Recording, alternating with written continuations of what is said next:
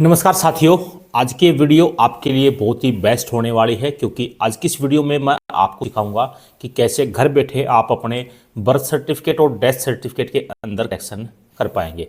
आज की वीडियो में स्पेशल बताएंगे डेथ सर्टिफिकेट के बारे में और ये सबसे बेस्ट होने वाली है। जो दीनदयाल योजना के फार्म कुछ सदस्यों के रिजेक्ट हो गए हैं तो उनके सबसे बेस्ट वीडियो जो है वो ये रहने वाली है।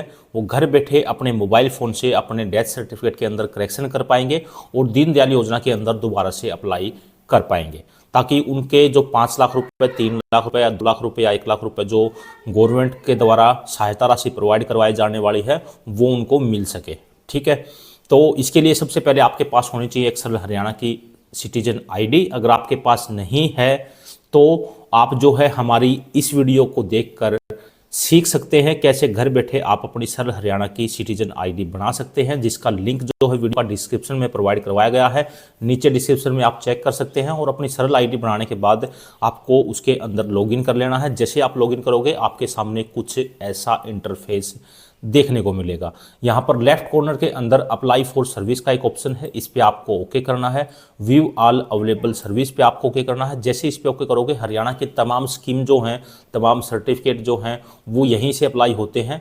इसके अंदर एक सर्च बार का ऑप्शन है, इसके अंदर आपको सर्च करना है करेक्शन। जैसे आप करेक्शन सर्च करेंगे आपके सामने एक एप्लीकेशन ओपन होगी जहाँ पर लिखा होगा जन्म मृत्यु रिकॉर्ड में संशोधन हेतु आवेदन। इस पे आपको ओके कर देना है। ठीक है, तबीयत थोड़ी ख़राब है भाई, अगर आवाज़ समझ में नहीं आ रही हो तो वीडियो को जो है कोई लीड वगैरह लगा के सुन लेना।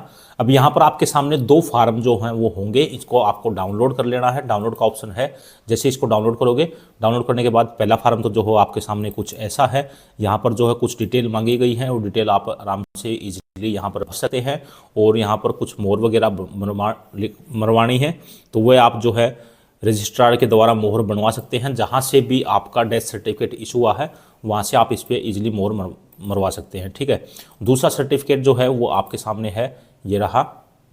यहाँ पर भी डेथ की कुछ रिपोर्ट है, मृत्यु की तिथि क्या है, जो जिसकी मृत्यु हुई उसका नाम क्या है, उसका लिंग क्या है, मतलब मेल है या फीमेल है, उसकी माता का नाम, उसका माता का आधार कार्ड, पिता का नाम, उसका आधार कार्ड, पति पत्नी का नाम, उसका आधार कार्ड, मृत्यु के समय उसकी आयु क्या थी, मतलब कितने साल का था, वो 45 साल का था या 46 साल का था, मृत्यु का के समय उसका पता क्या था, स्थायी पता क्या है, मृत्यु कहाँ पर हुई है, सूचना कौन दे रहा है, मतलब अप्लीकेंट कौन है, उसके परिवार से कौन सदस्य है, और उसके सूचक यानी कि जो सूचना दे रहा है, जो एप्लीकेशन लगा रहा है, उसके हस्ताक्षर जो हो यहाँ पे होंगे और रजिस्ट्रार की मोहर जो हो वो आपको इसके अंदर लगवानी है। ठीक है, जहाँ से भी आपका डेथ सर्टिफिकेट इशू हुआ है वहाँ से इसके ऊपर जो है मोहर आपको लगवानी होती है। ठीक है, ये 2 फार्म है, आपको डाउनलोड कर लेने हैं। डाउनलोड करने के बाद दोबारा से इस साइट पर आओगे तो यहाँ पर जो है प्रोसीड टू अप्लाई का एक ऑप्शन आपको देखने को मिलेगा, इस पर आपको जाना है। ठीक है, जैसे इस पर जाओगे यहाँ पर आपके सामने पूछेगा फैमिली आईडी के बारे में। आपके पास फैमिली आईडी है तो आप आई हैव फैमिली आईडी पे आपको ओके कर लेना है। यहाँ पर आपको अपनी फैमिली आईडी का नंबर इंटर करना है। जैसे फैमिली आईडी का नंबर इंटर करोगे click here to fetch family data, इस पर आपको ओके कर देना है। किसके नाम से आप एप्लीकेशन लगा रहे हो, परिवार के किसी की सदस्य के नाम से एप्लीकेशन लगा सकते हो, लेकिन बाकायदा जिस सदस्य के नाम से आपको एप्लीकेशन लगानी है उसका एक तहसील से एफिडेविट बनवा लेना है, जो मैं आपको लास्ट में बताने वाला हूँ। तो यहाँ पे मैं रविंदर सेलेक्ट कर लेता हूँ। Are you sure, yes, okay कर देता हूँ। सेंड ओटीपी पे ओके कर देता हूँ। जैसे ही सेंड ओटीपी पे ओके करोगे आपके रजिस्टर्ड मोबाइल नंबर, जो नंबर आपका फैमिली आईडी में चढ़ा हुआ है, उस नंबर पे एक ओटीपी जाएगा। ओटीपी आने में थोड़ा सा समय लग सकता है, हमारे पास ओटीपी आ चुका है। ओटीपी इंटर करके click here to verify OTP पे आपको ओके करना है। जैसे ही इस पे ओके करोगे थोड़ा सा नीचे स्क्रॉल करोगे, यहाँ पर अब जो है आपने डिटेल फिल करनी है कि आप बर्थ सर्टिफिकेट के अंदर करेक्शन करना चाहते हो या डेथ सर्टिफिकेट के अंदर। तो आज की वीडियो में डेथ के बारे में करेंगे, तो मैं डेथ पे ओके कर देता हूँ। यहाँ 2 ऑप्शन आपको देखने को मिलेंगे। क्या आप किसी ऐसे सदस्य के नाम से एप्लीकेशन लगा रहे हैं जिसका डाटा आपको पता है, जिसको आप जानते हैं, तो पहले वाले ऑप्शन पे आपको ओके करना है कि भाई मेरे परिवार का ही सदस्य है, मुझे पता है उसका नाम क्या है, उसके पति का नाम क्या है, पत्नी का नाम क्या है, उसके पिता का नाम क्या है, कब डेथ हुई, मैं उसको जानता हूँ। तो I no one particular of decided in is not no one, मैं उसकी पूरी डिटेल जानता हूं, तो इस पर आपको ओके कर देना है। ठीक है,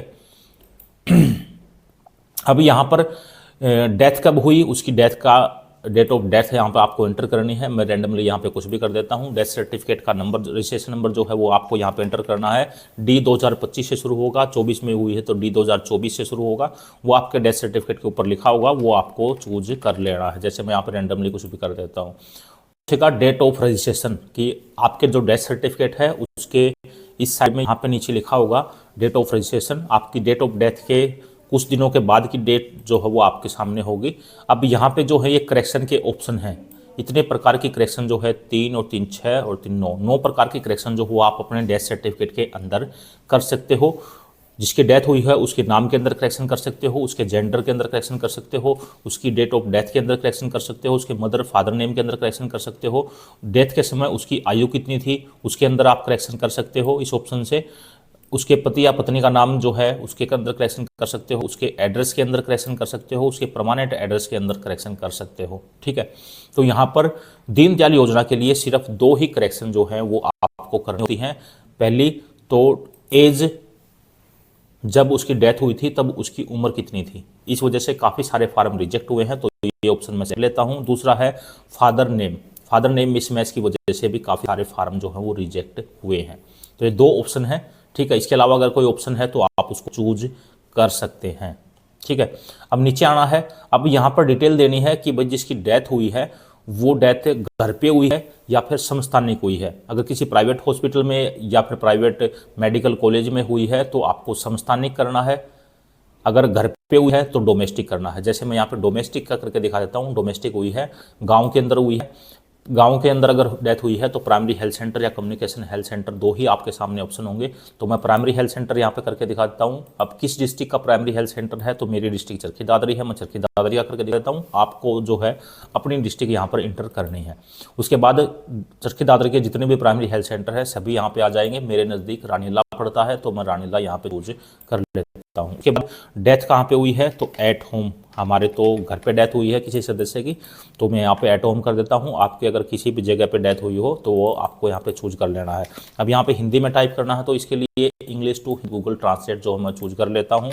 सर्च करने के बाद इसको हिंदी में मैंने ट्रांसलेट कर लिया है। ठीक है, अब यहाँ पे इसको हिंदी में डालना है। अब विलेज किस गांव के अंदर डेथ हुई है, तो मेरा गांव सांजरवास है। आप अपना गांव यहाँ पे एंटर कर लेना। उसके बाद यहाँ पे अपने गांव का नाम हिंदी में आपको लिखना है। आप नज़दीकी पुलिस स्टेशन कौन सा लगता है, तो मेरा बोंदकला है, आप अपना देख लेना। ठीक है, उसके बाद थोड़ा सा नीचे स्क्रॉल करोगे, यहाँ पर आपके सामने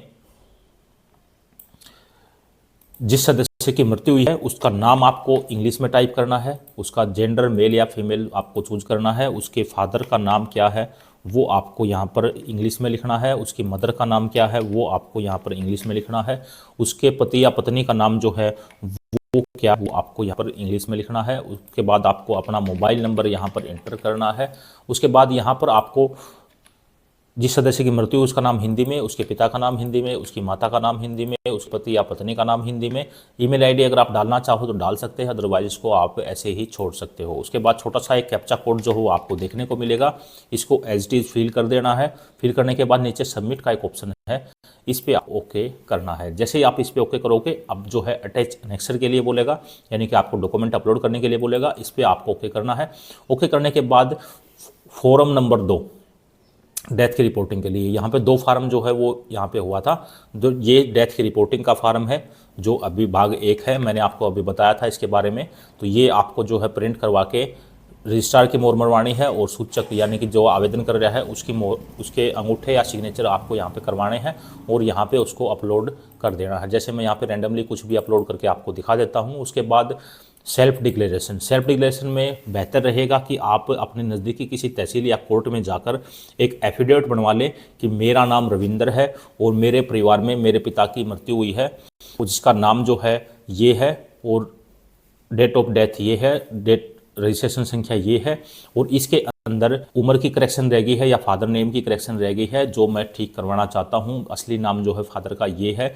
जब इसकी डेथ हुई थी तब इनकी उम्र जो है वो 58 साल की थी एज पर फैमिली आईडी, क्योंकि फैमिली आईडी का ही डेट है दीनदयाल योजना के ऊपर।